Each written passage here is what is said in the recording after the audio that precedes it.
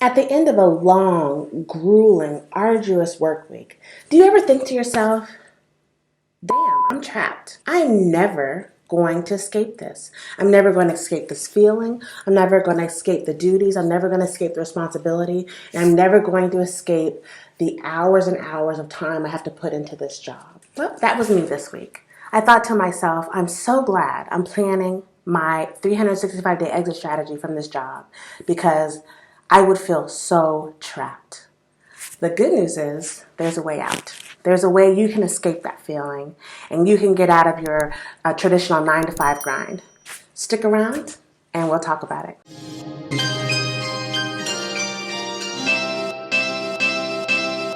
The Real Teddy Talk.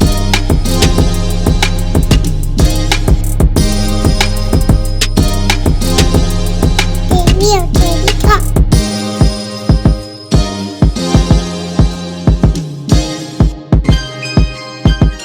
Hey YouTube, it's your girl, The Real Teddy Talks, educating you every Monday, Wednesday, and Friday on entrepreneurship, your hustle and your grind, and building generational wealth. And today we're going to talk about the escape plan, your escape plan from your traditional 9 to 5. So I was feeling trapped this week, and it's funny because I'm not really trapped. I'm not in that quicksand pit that most people are in, that's sinking slowly, covering your toes and your knees and your hips, and it eventually completely cover you in muck and you will not be able to escape, because I know that I was trapped and I know I want to get out and I'm planning my exit. Yet still today I reflect on it and I felt trapped.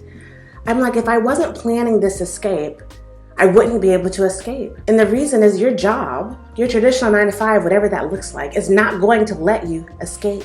They've got you feeling too important, too needed, too essential worker. I mean, that word was the buzzword of 2020 when it came to the COVID and some people working from home and some people having to go into the job. I mean, too essential. They cannot make it without you. Meanwhile, they're not upping the bonuses. They're not upping the promotions. They're not upping the quality of life and your quality of experiences at work. They're just trying to make you feel important. So that's really the trap. The trap is the trap of importance. They keep telling you how they can't do it without you, how they need your expertise. Or worse yet, when you do a good job, they try to lift you up and say, man, that was great. Wow, that was a great job. We really appreciate your value. We really appreciate what you're doing.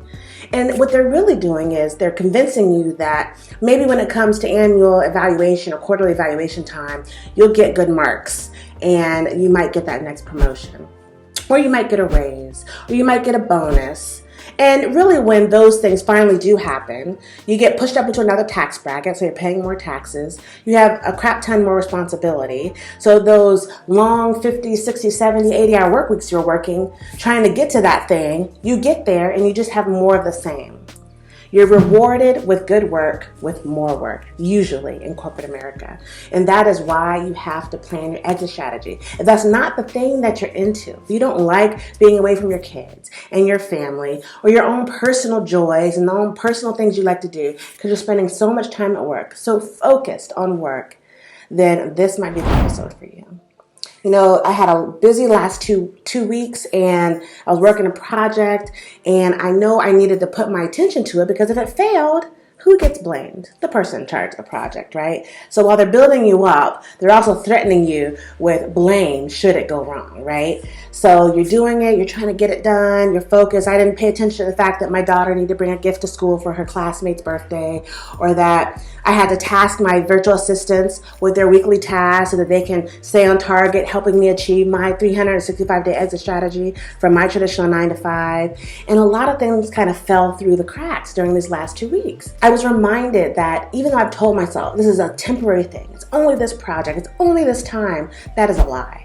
Because as COVID starts to kind of diminish and the vaccine comes out and people are feeling more safe to go back to work, those ones and twosy kind of big projects are going to start happening more and more and more often.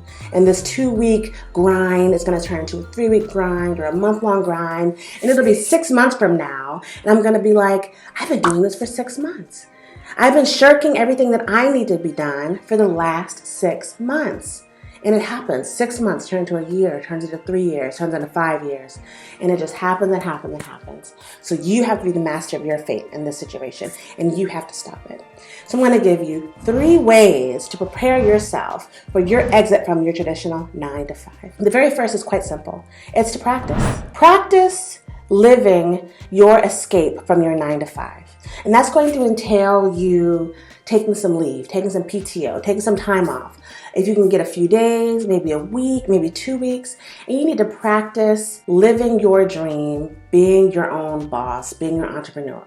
And this is not time to lounge and Netflix and chill and binge watch your favorite shows. This is not time to work on your resume because you're not looking for another job. You are your next job, okay? You're not doing that, so you need to work on your resume. This is not time to go to the dentist or schedule that appointment you've been meaning to do. This is time to work on yourself. This is time for you to take that job or take that idea or build that business that's been sitting all in your brain, like bouncing around for the last months or years, and put pen to paper or fingers to laptop and start typing up your action plan. This is time to start figuring out, why don't I just start my LLC? Why don't I do it? Let's just do it now. This is getting your funding together for this business, getting the details of the business together, calling your contacts. This is your chance to build the trappings of the thing that's going to become your business, your escape from that 9 to 5. Maybe that thing is something that's going to start off as a side hustle, something you build and work on the evenings and the weekends, and you build it slowly, and maybe after a year you have enough customers or clients or enough capital to leave your job full time. But it's worth trying. But I guarantee you, if you wait until you're exhausted and tired from your workday, and when you finally do get some vacation, all you want to do is really just decompress and escape from the madness, your mind isn't ready to do that. So you need to deliberately plan the time to build your empire, create that action plan, and put it in action. So when you go back to work, you're working and you're happy because you know that your 9 to 5 is funding your side hustles, and the moment you can escape it, you will escape it. So that was the first thing, practice. The second way to prepare to leave your 9 to 5 is to work remotely. So COVID has presented a very unique opportunity where businesses that weren't accustomed to and weren't allowing their employees to work from home have been working from home probably for the last 8 months-ish. If you have been fortunate enough to experience that, you want to parlay that for as long as possible. You want to stay working from home. And it's not because you're trying to shirk on your duties or not do your job. But those of you that don't have that call center type job where you have calls coming in constantly, or some job where you're literally on the clock for the full 8 hours you're working or whatever. If you're in a management role, consulting role, some kind of role where you do have meetings and you have tasks you have to complete, but no one is clocking every single moment of your workday, this is your opportunity. Stay working from home, and when you have free times and free bits and you've done all you can do for your job, start thinking about and processing information for yourself. There's nothing wrong with that. There's nothing unethical about that. I'm not saying to start creating billable hours for your side hustle during your workday, but I am saying let your mind mentally escape from your job and let it transition itself into your entrepreneurial ventures or your side hustle. I think the biggest challenge of the workday and leaving the traditional job is your brain isn't allowed to make that switch. So you're just in work mode. So you're in your 9 to 5 work mode, and you're focused on your projects and your people and your clients and this PowerPoint presentation I have to do, or this presentation I have to give tomorrow, or calling this client and building this and redoing that through that whole day, you've never thought about yourself. I mean, you don't think about what you want to eat that day. You don't think about what you need to do for yourself, making your appointments, taking care of your family, remembering to do things, planning your life a month from then. And I just don't think that's what the job was designed to do. It wasn't meant to make you a job robot for 8 to 10 hours a day.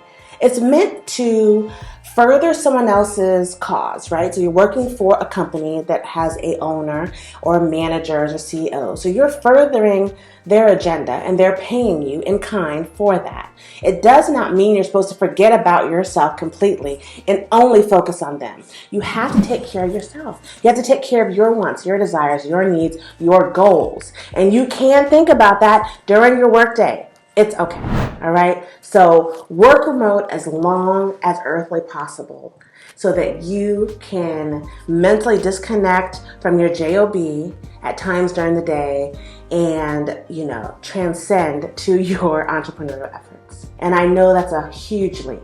Like if you take the FMLA, where you take some personal leave time, I think the allowances for FMLA are pretty broad, okay? Or you just ask your boss for unpaid time from work. And this is your jump, right? So if you need 3 months, 6 months, and you can get up to 6 months of unpaid work time where they have to hold your position, and that is your leap. You want to make sure you have an emergency fund, 6 months worth of cash and funding to pay all your bills, and you dive into your entrepreneurial ventures, plans, job, idea, whatever it is, full force. This is your practice run, and you do it and you do the damn thing, and you make it happen.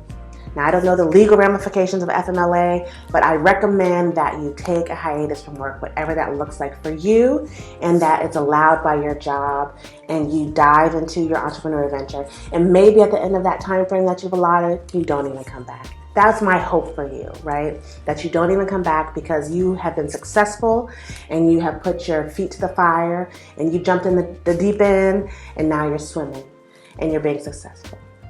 So don't let the trap of importance and we need you fool you into forgetting about yourself.